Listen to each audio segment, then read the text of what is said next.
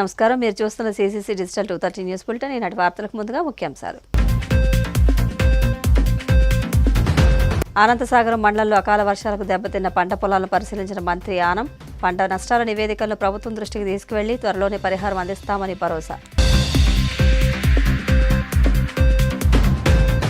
జగన్మోహన్ రెడ్డి లాంటి ఆర్థిక ఉగ్రవాది టెర్రరిస్టు కన్నా ప్రమాదకరం. తీవ్రస్థాయిలో విమర్శలు గుప్పించిన టీడీపీ పొలిట్ బ్యూరో సభ్యుడు రెడ్డప్పగారి శ్రీనివాసరెడ్డి. రాయలసీమ మీద చంద్రబాబుకి ఎందుకంత ద్వేషమన్న మాజీ మంత్రి శైలజానాథ్.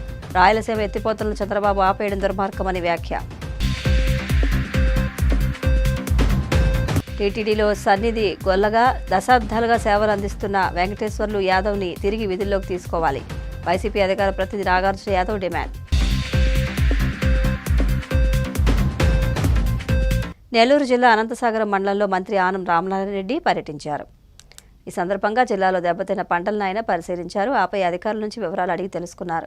అనంతరం పంట నష్టపోయిన రైతులతో ఆయన మాట్లాడగా అకాల వర్షం తమను తీవ్ర నష్టాల్లోకి నెట్టిందంటూ బోరును వెలిపించారు. అకాల వర్షం వల్ల రైతులకు తీరని నష్టం వాటిల్లడం చాలా బాధాకరమని మంత్రి ఆనం పేర్కొన్నారు. ఒక్క ఆత్మకూరు నియోజకవర్గంలోనే 1200 హెక్టార్లలో పంట దెబ్బతిందన్నారు. పంట నష్టాల నివేదికలను ప్రభుత్వం దృష్టికి తీసుకువెళ్లి త్వరలోనే పరిహారం అందిస్తామన్నారు. కూటమి ప్రభుత్వం రైతుల ప్రభుత్వమని, రైతుల్ని అన్ని విధాలుగా ఆదుకుంటామని మంత్రి భరోసా ఇచ్చారు. రైతును పరామర్శించాలి. ఆ రైతుల యొక్క ఆవేదన కొంతైనా మనం తగ్గించగలిగితే ఆ రైతు కొంత కోలుకుంటారనే ఉద్దేశంతోనే రైతులు కానీ కౌలు రైతులు కానీ ఇద్దరినీ కూడా పలకరించాలనే ఉద్దేశంతో ఇవాళ ఉదయమే మరి రావడం జరిగింది. వచ్చిన సందర్భంలో మనకున్నటువంటి నివేదికల ప్రకారం లింగసముద్రం, అనంతసాగరం, రాపూరు, కలువాయి, సీతారాంపురం, మరిపాడు ఈ 6 మండలాల్లో 21 గ్రామాల్లో ఈ యొక్క వడగళ్ల వర్షం గాలితో నష్టం జరిగిందని ఇప్పటి వరకు మనకి నివేదికలు ఉన్నాయి. ఈ నివేదికలను ఆధారంగా చేసి చూస్తే ఎక్కువ నష్టం జరిగింది అనంతసాగరం మండలంలో. దాదాపు 1131 మంది రైతులకి నష్టపోయారు. 1054 ఎకరాల భూమిలో అని చెప్పి ఇవాళ అనంతసాగరంలో కూడా 9 గ్రామాలు 914 హెక్టార్ల భూమిలో వరి పంట నష్టమైంది. అలాగే పత్తి 140 ఎకరాల్లో 1054 హెక్టార్లలో ఈ నష్టం జరిగింది. దీని మీద ఇవాళ ఇప్పటికే జిల్లా అధికారులకి మన ముఖ్యమంత్రి చంద్రబాబు నాయుడు గారు ఆదేశాలు ఇవ్వడం, అలాగే వ్యవసాయ శాఖ మంత్రి శ్రీ అచ్చెన్నాయుడు గారు కూడా క్రింది స్థాయి అధికారులకు ఆదేశాలు ఇచ్చి దీనికి ఏ మేరకు నష్టం జరిగింది, నష్టం జరిగిన రైతులు ఎంతమంది, ఏ ఏ పంటలకు నష్టం జరిగింది అనేటువంటి నివేదికలు పంపమని కోరారు.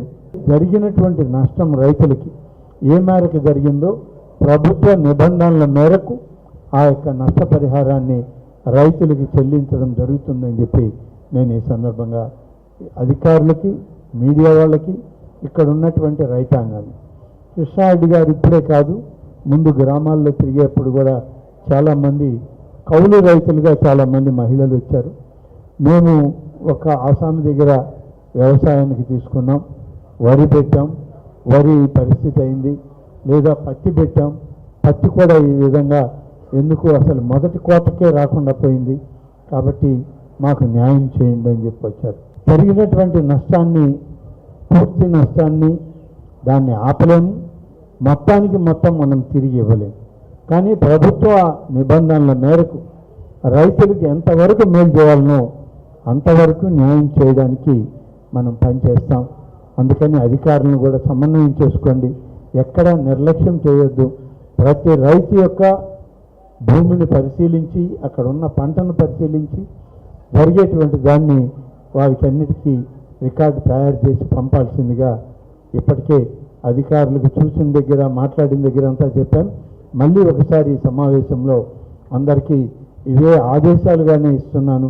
ఈ ఆదేశాలతో మీరు పూర్తి స్థాయి నివేదికల్ని ప్రభుత్వానికి కలెక్టర్ గారి ద్వారా పంపించమని చెప్పి ఈ సందర్భంగా కోరుతా ఉన్నాను. కన్న తల్లిని తోడబుట్టిన చెల్లిని మోసం చేసిన ధన పిశాచి జగనని టీడీపీ పొలిట్ బ్యూరో సభ్యుడు రెడ్డప్పగారి శ్రీనివాసరెడ్డి అన్నారు. మంగళగిరిలోని టీడీపీ కేంద్ర కార్యాలయంలో ఆయన మీడియాతో మాట్లాడారు. తండ్రి అధికారాన్ని అడ్డం పెట్టుకుని వేల కోట్లు దోచుకున్న జగన్కి ధనదాహం తీరక అధికారంలో ఉన్న 5 ఏళ్లలో డబ్బుల కోసం రాష్ట్రాన్ని అధోగతి పాలు చేశారని విమర్శించారు. ఇంట్లో వాళ్లు ప్రజలు చీకొట్టిన తర్వాత కూడా మళ్లీ వచ్చే ఎన్నికల్లో గెలిచి రాష్ట్రాన్ని ఉద్ధరిస్తారని మాయమాటలు చెబుతున్నారని ఎద్దేవా చేశారు. జగన్ లాంటి ఆర్థిక ఉగ్రవాది టెర్రరిస్టు కన్నా ప్రమాదకరమని మండిపడ్డారు. చరిత్రలో కూడా చెప్తారు, ఇంట గెలిచి రచ్చ గెలిచాలా అని. మన మాజీ ముఖ్యమంత్రి జగన్మోహన్ రెడ్డి గారిని చూస్తే ఒకసారి ఇంటా ఓడిపోయాడు, సమాజంలో ఓడిపోయినాడు. ఈయన 2 చోట్ల ఓడిపోయి మళ్ళీ రాష్ట్రాన్ని నేను ఉద్ధరిస్తానని చెప్పి ప్రజలకు మళ్ళా అబద్ధాలతో అధికారంలోకి రావాలని ప్రయత్నం చేస్తూ ఉన్నాడు. జగన్మోహన్ రెడ్డి గారు, మీరు మీ ఇంట మహిళలకు మీరు న్యాయం చేశారా? రాష్ట్రంలో మహిళలందరినీ ఉద్ధరిస్తానని చెప్తా ఉన్నారు. రాష్ట్రంలో మహిళలందరినీ సంక్షేమం అందిస్తానని మాట్లాడుతున్నారు. నేనే మహిళలకు అండా అని మాట్లాడుతున్నారు. మీ ఒక చెల్లికేమో తండ్రిని దూరం చేశావు, ఇంకో చెల్లికి ఆస్తిని దూరం చేశావు, తల్లికి కొడుకు ప్రేమను దూరం చేసేసావు. ఈ రకంగా ఇంట్లో ఉన్న మహిళలను, చెల్లెలను, తల్లులను నువ్వు మోసం చేసి ముంచేసి రాష్ట్రంలో మహిళలందరినీ ఉద్ధరిస్తానని చెప్పి రోడ్డెక్కి మాట్లాడితే ఇంకా ప్రజలు నమ్మే పరిస్థితిలో ఉండారా జగన్మోహన్ రెడ్డి గారు? మీరు ఒక 5 సంవత్సరాలు తండ్రికి అధికారం ఇస్తే తండ్రి అధికారాన్ని అడ్డం పెట్టుకొని వేల కోట్లు సంపాదించేసినావు, క్విట్ ప్రోకోలు చేశావు, 11 ఈడీ సిబిఐ కేసుల్లో ఉన్నావు, ఇంకా కోర్టు చుట్టూ తిరుగుతూ ఉండవు. ఒక్క ఛాన్స్ ఇవ్వండి, రాష్ట్రాన్ని ఉద్ధరిస్తానని చెప్పి ప్రజలను నమ్మించి 2019 నుంచి 24 మధ్య రాష్ట్రాన్ని అతలాకుతలం చేసేసి వద్దు బాబాయ్ నువ్వు జగన్మోహన్ రెడ్డి గారు అనే విధంగా 164 సీట్లు కూటమి ప్రభుత్వానికి ఇచ్చి 11 సీట్లకు పరిమితం చేశారు నిన్ను.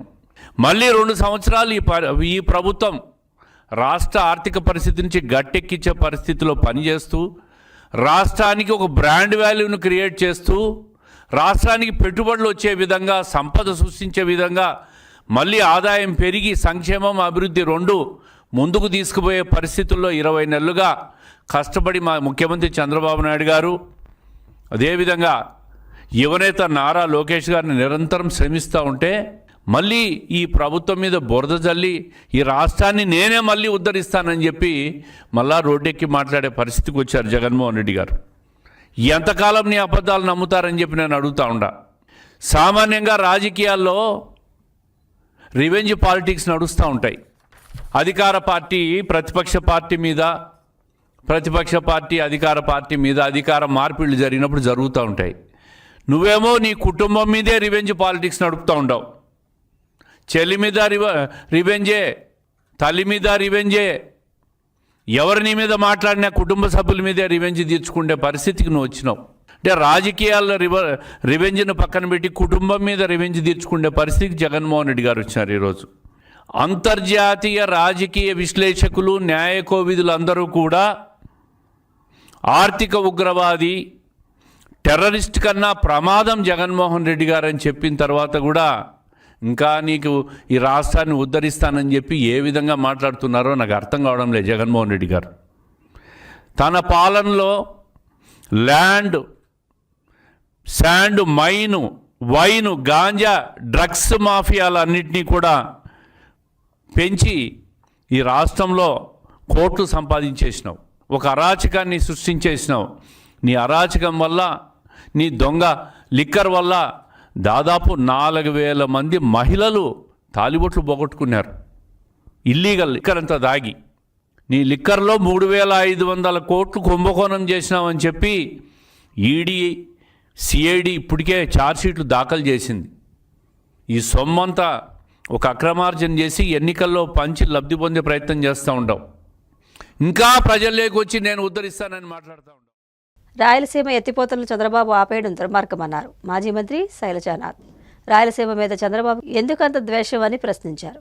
జగన్ 900 కోట్లతో 90% ఆల్రెడీ పనులు పూర్తి చేశారని, మిగతా పనులు చేయకుండా చంద్రబాబు అన్యాయం చేశారని, తెలంగాణకు మేలు చేసేలా చంద్రబాబు వ్యవహరిస్తున్నారని ధ్వజమెత్తారు.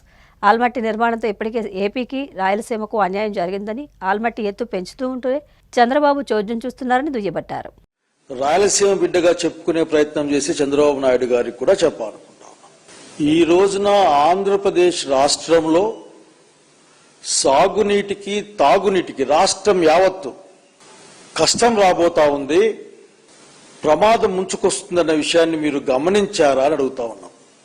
మీ దగ్గర నుంచి అక్కడక్కడ అరకొర తప్పించుకునే మాటలు తప్ప ఒక నిర్మాణాత్మకమైన ఏ కార్యక్రమాన్ని కూడా రాష్ట్ర ప్రజల ముందు పెట్టిన దాఖలా లేదు. అసెంబ్లీలో ఉండి కూడా జస్ట్ అట్లా చెప్పడం కోసమని అదే ట్రిబ్యునల్ పర్మిషన్ ఇస్తే రాయలసీమ ఎత్తిపోతుల పథకాన్ని మేము కంటిన్యూ చేస్తామని ఇరిగేషన్ శాఖ మంత్రి కాకుండా మరొకరు సమాధానం చెప్పినట్లు చూశాం. అదే మిమ్మల్ని అర్థం చేసుకోమని కోరుతా ఉన్నాం. ఈ రోజున కృష్ణా జలాలు, గోదావరి జలాలు, పోలవరం ఈ రెండు కూడా కష్టాల్లో పడతా ఉన్నాయి.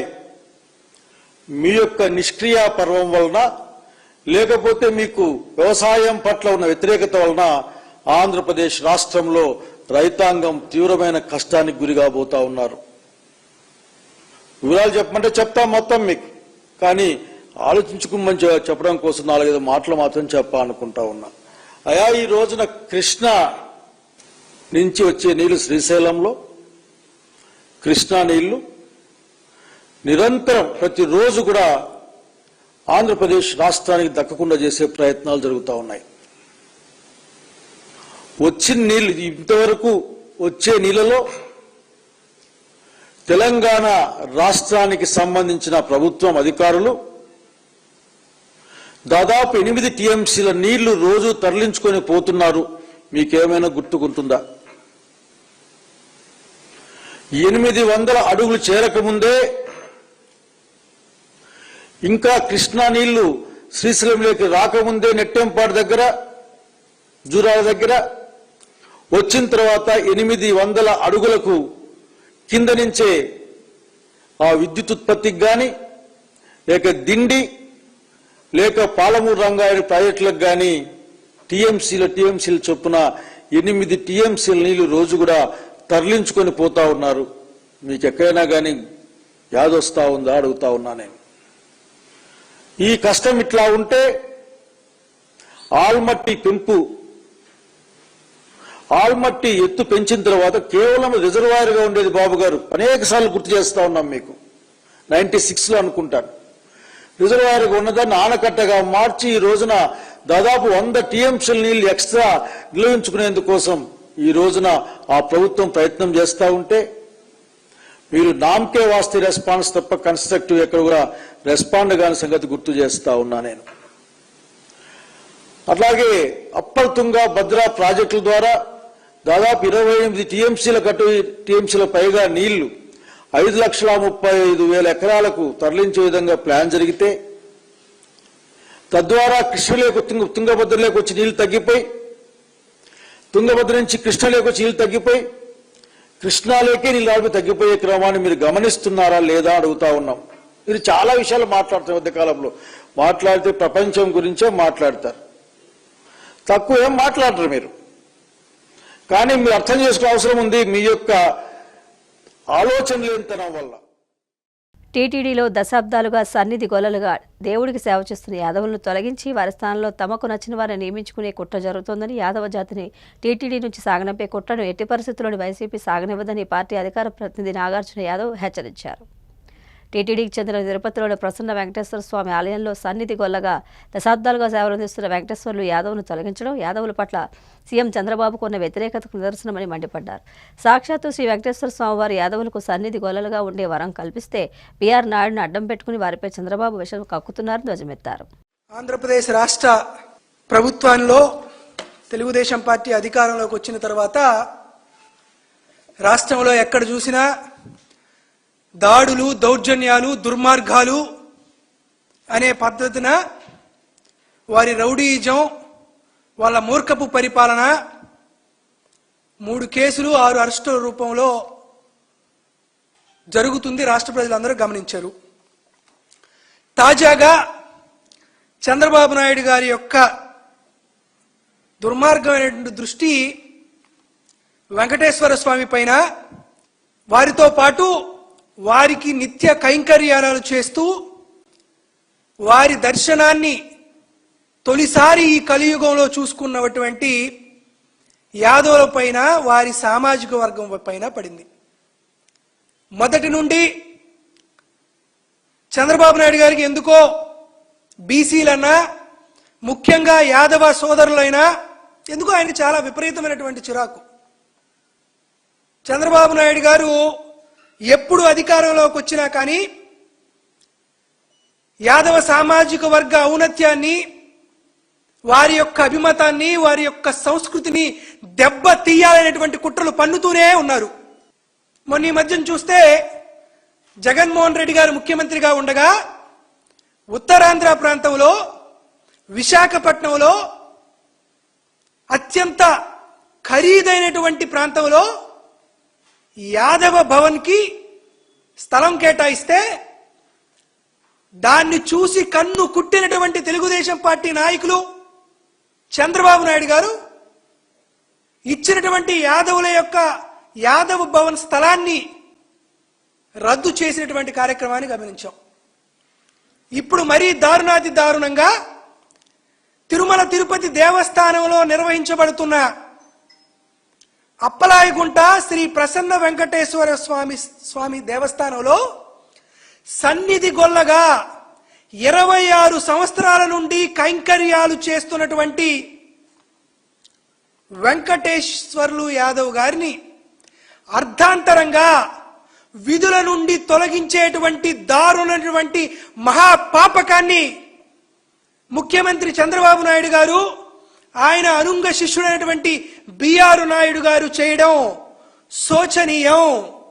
ఈరోజు చంద్రబాబు నాయుడు గారిని అడుగుతున్నా, అయ్యా చంద్రబాబు నాయుడు గారు, మీరు కేవలం ఈ రాష్ట్రానికి ముఖ్యమంత్రే. కలియుగ ప్రత్యక్ష దైవంగా భావించబడేటువంటి శ్రీ వెంకటేశ్వర స్వామి ఈ ప్రపంచంలో ఎంతో మంది హిందూ సమాజం ఉంటే ఆ హిందూ సమాజంలో దాన ధర్మాలకు, నీతికి, నిజాయితీకి పేరుందన్నటువంటి సన్నిధి గొల్లగా యాదవ జాతికి, యాదవ సమాజానికి వెంకటేశ్వర స్వామి వరమిస్తే చంద్రబాబు నాయుడు గారు మీరు గుండెలు తీసినటువంటి బంటు కాకపోతే ఇటువంటి దుర్మార్గమైనటువంటి చర్య ఎందుకు తీసుకుంటున్నారు మీరు అంటున్నారు. గుడినే కాదు, గుడిలో లింగాన్ని కూడా మింగేటువంటి దారుణమైనటువంటి దుర్బుద్ధి కలిగినటువంటి మీరే ఇటువంటి నిర్ణయాలు తీసుకోగలుగుతారు. సాక్షాత్ వెంకటేశ్వర స్వామి యాదవ సమాజానికి ఇచ్చినటువంటి అత్యంత ప్రీతి పాత్రమైనటువంటి వరాన్ని మీరు కేవలం మీ నోటి మాటతో సన్నిధి గొల్ల కైంకర్యాల నుంచి వైదొలగమని వెంకటేశ్వర యాదవ్ గారికి చెప్పడం, మీరు యాదవ సమాజం మీదే కాదు మొత్తం హైందవ జాతిపైనే మీరు దాడి చేస్తున్నారని మేము భావిస్తున్నాం. అంబేద్కర్ కోనసీమ జిల్లా కుంచాలపల్లిలో దళితులపై కుల వివక్షత చూపించిన ఘటనలో దోషులను అరెస్ట్ చేయాలని డిమాండ్ చేస్తూ కలెక్టరేట్ ఎదుట దళిత సంఘాల ఆధ్వర్యంలో భారీ నిరసన తెలిపారు. కాటికి తీసుకువెళ్తున్న దళితుడి అంతిమయాత్రపై దాడికి తెగబడ్డ దోషులను తక్షణం జైల్లో పెట్టాలని విస్తృత దళిత సంఘాల ఐక్యవేదిక రాష్ట్ర convener doctor boon Venkatrao demand చేశారు. కుల రక్కసిని కోకటివేళ్లతో పెకిలించాలంటే తక్షణ అరెస్టులు, కఠిన శిక్షలే సరైనవని పేర్కొన్నారు.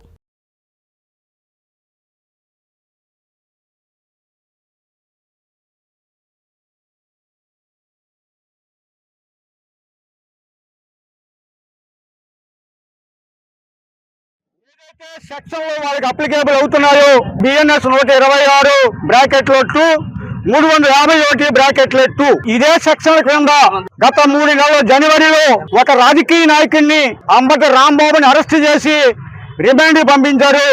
అదే సెక్షన్ ఇక్కడ వర్తించవా, వీళ్ళని ఎందుకు వారం రోజులైనా రిమాండ్కి పెట్టలేదు అని చెప్పి మేము అడగదలుచుకున్నాం. లోకేష్ గారు, మీ చేతిలో రెడ్ బుక్ ఉంది, పోలీస్ అధికారులు మీ కనుసన్నల్లో, ప్రభుత్వ కనుసన్నల్లో ఉన్నారు, చాలా మందిని జైలు పంపిస్తున్నారు. ఇవాళ ఐటీ చట్టం ప్రకారం వ్యక్తిత్వ హననం చేస్తే అది కేవలం 2 ఏళ్ళు 3 ఏళ్ళు శిక్ష అయినప్పటికీ ఆ నేర తీవ్రతగా గమనించి మీరు వాళ్ళని జైల్లో పెడతా ఉన్నారు. ఇది అంతకంటే తీవ్రమైంది. ఇది ఒక వ్యక్తిని హననం చేసింది కాదు, ఒక జాతిని హననం చేశారు. చనిపోయినటువంటి శవానికి కూడా హక్కులు ఉన్నాయి.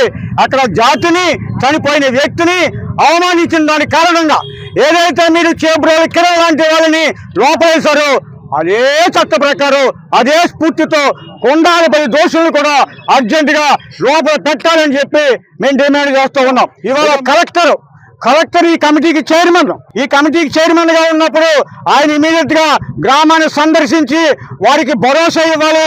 ఖచ్చితంగా వారిని నిందితులని జైల్లో పెట్టి మీకు రక్షణ కల్పిస్తామని చెప్పాలి. ఇవాళ వాళ్ళు ఇంకా బెదిరిస్తూ ఉన్నారు. పగిలిపోయిన సీసాలు, కత్తులు, ఆయుధాలు అయితే చట్టానికి చిక్కుపోతామని చెప్పి బిడి సీసాలు పగలగొట్టి పక్కలో పరిచే పరిస్థితి. ఇవాళ మేము పోలీసు వాళ్ళని అడగదలుచుకున్నాం. మారణ ఆయుధాలు లేవు అని చెప్పే వంకతో 307 మీరు పెట్టలేదు. సుప్రీంకోర్టు చెప్పింది ప్రాణాలు తీసేటువంటి గాజు పెంకు కూడా మారణాయుధులే. వాళ్ళు మారణాయుధులతో మా మీద దాడి చేశారు. వాళ్ళ మీద ఐపీసీ 307 కూడా పెట్టాలి, 306 హత్యాయత్న కేసు కూడా పెట్టాలని చెప్పి డిమాండ్ చేస్తూ దీని మీద ప్రభుత్వం 24 గంటల్లో స్పందించకపోతే ఈ ఉద్యమం అమలాపురం కేంద్రం నుండి అమరావతి కేంద్రానికి చేరుతుందని చెప్పి హెచ్చరిస్తా ఉన్నాం. పోలీసులు పట్టించుకోలేదు. 19వ తారీఖున కంప్లైంట్ రిసీవ్ చేసుకున్నట్టుగా ఎఫ్ఐఆర్ ఇచ్చారు. అది కూడా తీవ్రంగా ఉద్యమం చేస్తే దళిత సంఘాలన్నీ కూడా అప్పుడే కేసును రిజిస్టర్ చేశారు. తర్వాత కనీసం అక్కడ ఉన్నటువంటి డిఎస్పీ ఎస్సీ ఎస్టీ కేసులో సంబంధించినటువంటి డిఎస్పీ అక్కడికి విచారణకు రాలేదు. కనీసం స్టేట్మెంట్లు రికార్డు కూడా చేయలేదు. మరి స్థానిక ఎమ్మెల్యే దృష్టికి కూడా తీసుకెళ్లారు గ్రామ ప్రజలు. ఒక రిజర్వ్డ్ స్థానంలో నెగ్గినటువంటి ఎమ్మెల్యే కూడా కాపు సామాజిక వర్గానికి కొమ్ము కాస్తూ ఆయన ఏకపక్షంగా వ్యవహరించి కనీసం ఎఫ్ఐఆర్ కూడా నమోదు చేయకుండా చాలా నిర్లక్ష్యం వహించాడు. కానీ ఇక్కడ ఉన్నటువంటి ఎస్పీ కలెక్టర్ కనీసం బాధితుల దగ్గరికి రాలేదు. మరి ఈ రోజుకి కూడా ఎవరిని అరెస్ట్ చేయకుండా ఏకపక్షంగా వ్యవహరిస్తున్నారు. కుల అహంకారంతో ఎవరైతే ప్రవర్తించారో వాళ్ళందరినీ కూడా అరెస్ట్ చేసి రిమాండ్కి పంపించకపోతే రాష్ట్ర వ్యాప్తంగా కూడా ఉద్యమం తీవ్ర రూపం దాలుస్తుందని చెప్పి గిరిజనుల సంక్షేమం కోసం ఆయా కాలనీల అభివృద్ధి కోసం అధిక ప్రాధాన్యత ఇస్తామని రాష్ట్ర ఎస్టీ కమిషన్ సభ్యులు వెంకటప్ప స్పష్టం చేశారు. కడప బాలాజీనగర్లోని యూటీఎఫ్ భవన్లో సంఘం గౌరవ సలహాదారు కేంద్రీయ సుధాకర్ ఆధ్వర్యంలో గిరిజన అభివృద్ధి సంఘం ఆత్మీయ సదస్సు జరిగింది. ఈ సదస్సుకు ముఖ్య అతిథిగా ఆంధ్రప్రదేశ్ షెడ్యూల్ తెగల కమిషన్ సభ్యులు వెంకటప్ప హాజరయ్యారు. ఈ సందర్భంగా ఆయన మాట్లాడుతూ గిరిజన కుటుంబాలకు పెన్షన్లు, రేషన్ కార్డులు, ఆధార్ కార్డులు, ఇంటి స్థలాలు, నివాస గృహాలు లేని వారికి ప్రభుత్వం మంజూరు చేస్తుందన్నారు. రాష్ట్రంలో గిరిజనులకు ఎక్కడ అన్యాయం జరిగినా ఎస్టీ కమిషన్ అండగా ఉంటుందన్నారు.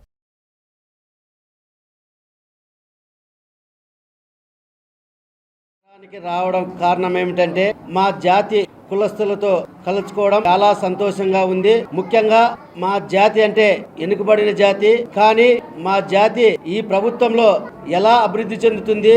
ఈ రాష్ట్ర ముఖ్యమంత్రి నారా చంద్రబాబు నాయుడు గారు మా గిరిజన జాతి పైన ప్రత్యేకమైన శ్రద్ధ ఉంచి సంక్షేమ ఫలాలు మా జాతికి అందే విధంగా ఇక్కడున్నటువంటి అధికారులు పనిచేయాలని కోరుకుంటున్నాను. అదే విధంగా మా జాతి బుట్టలు, పందులు జీవనం సాగిస్తున్నారు. కానీ అదే విధంగా గత ప్రభుత్వంలో మా గిరిజనులు పట్టించుకునే పాపం లేదు. కానీ ఇప్పుడు వచ్చిన రాష్ట్ర ప్రభుత్వం కూటమి ముఖ్యమంత్రి నారా చంద్రబాబు నాయుడు గారు ప్రత్యేకమైన శ్రద్ధ ఉంచి గిరిజనులకు అన్ని అందుబాటులో విధంగా అధికారులు పనిచేయాలి. ముఖ్యంగా ఇల్లు లేని కుటుంబం ఉండకూడదు, చదువు లేని వ్యక్తి ఉండకూడదు అనే ఉద్దేశంతో ప్రతి ఒక్కటి సౌకర్యాలు అందిస్తున్న ప్రభుత్వం ఈ కూటమి ప్రభుత్వం. ఈ కూటమి ప్రభుత్వంలో అన్ని అందుతున్నాయా లేదా అని ఎస్టీ కమిషన్ గా నేను ప్రతి జిల్లాలో తిరుగుతాను. అదే విధంగా ఈ రోజు అధికారులతో కాకుండా మా కులస్తులతో ముఖాముఖి కార్యక్రమాన్ని ఏర్పాటు చేయడం జరిగింది. ఆత్మీయ సమ్మేళనం కాబట్టి ఈ మా జాతి ముందంజుగా ఉండాలి. అన్ని అవకాశాలు చదువులో గాని, విద్యలో గాని, ఇంకా ఏదైనా వ్యాపారంలో గాని ముందు ఉండాలనే ఉద్దేశంతో ఈ రాష్ట్ర ప్రభుత్వం ఉంది. కాబట్టి ఆ ప్రభుత్వానికి అనుగుణంగా ఎస్టీ కమిషన్ పనిచేస్తుంది. అన్ని సౌకర్యాలు అందే విధంగా ఎస్టీ కమిషన్ ముందు ఉంటుంది. ఏదైనా చిన్న చిన్న సమస్యలు ఉంటే మా ఎస్టీ కమిషన్ దృష్టికి తీసుకురండి. అన్ని అధికారులతో చర్చించి వెంటనే సమస్యను పరిష్కరించే విధంగా ఎస్టీ కమిషన్ ముందుంటుంది. అదే విధంగా ఈ రాష్ట్ర ప్రభుత్వం గాని ఇక్కడ ఉన్న విద్యాశాఖ మంత్రి లోకేష్ బాబు గారి ఎస్టీలు ప్రతి ఒక్కరు చదువుకోవాలా, విద్యావంతులు కావాలా, మేధావులు కావాలా. అదే విధంగా ప్రతి ఒక్క ఇంట్లో ఉద్యోగం ఉండాలనే ఉద్దేశంతో ఈ రాష్ట్ర ప్రభుత్వం ఉంది. కాబట్టి ప్రతి ఒక్కరు మా జాతి బిడ్డలందరూ చదువుకోవాలా. ఇంకా అవేర్నెస్ తీసుకొచ్చే బాధ్యత మా కుల పెద్దలతో ఉంది. ప్రతి ఒక్కరు ఏ పని చేయొద్దండి, అందరు పిల్లల్ని చదివించండి. ఇంకా ఏదైనా ఏమైనా సమస్య ఉంటే మా దృష్టికి రండి, ప్రభుత్వం దృష్టికి తీసుకెళ్లి వాళ్ళకి ఏదైనా సౌకర్యాలు కల్పించే విధంగా మేము పనిచేస్తామని తెలియజేస్తూ సెలవు తీసుకుంటున్నాం. రాష్ట్రంలో కూడా ఎక్కడైనా ఎస్సీ, ఎస్టీ, బీసీ భూములను ఎవరైనా ఆక్రమించినారని మా దృష్టికి వస్తే వెంటనే అక్కడ ఉన్నటువంటి అధికారులను పిలిపించుకొని పరిష్కరిస్తామని తెలియజేస్తూ, అదేవిధంగా ఇంకా మేజర్ సమస్య అయితే వెంటనే రాష్ట్ర ప్రభుత్వం దృష్టికి తీసుకెళ్తాను. ఆ సమస్యను పరిష్కరించే విధంగా మా జాతికి రుణపడి ఉంటానని తెలియజేస్తాను. వార్తలు ముగించే ముందు ముఖ్యాంశాలు మరొకసారి. అనంతసాగరం మండలంలో అకాల వర్షాలకు దెబ్బతిన్న పంట పొలాలను పరిశీలించిన మంత్రి ఆనం. పంట నష్టాల నివేదికలను ప్రభుత్వం దృష్టికి తీసుకువెళ్లి త్వరలోనే పరిహారం అందిస్తామని భరోసా. జగన్మోహన్ రెడ్డి లాంటి ఆర్థిక ఉగ్రవాది టెర్రరిస్టు కన్నా ప్రమాదకరం. తీవ్రస్థాయిలో విమర్శలు గుప్పించిన టీడీపీ పొలిట్ బ్యూరో సభ్యుడు రెడ్డప్పగారి శ్రీనివాసరెడ్డి. రాయలసీమ మీద చంద్రబాబుకి ఎందుకంత ద్వేషమన్న మాజీ మంత్రి శైలజానాథ్. రాయలసీమ ఎత్తిపోతలను చంద్రబాబు ఆపేయడం దుర్మార్గమని వ్యాఖ్య. టీటీడీలో సన్నిధి గొల్లగా దశాబ్దాలుగా సేవలు అందిస్తున్న వెంకటేశ్వర్లు యాదవ్ని తిరిగి విధుల్లోకి తీసుకోవాలి. వైసీపీ అధికార ప్రతినిధి Nagarjuna Yadav demand. CGC digital 230 news bulletin ఇంతటితో సమాప్తం. నమస్కారం.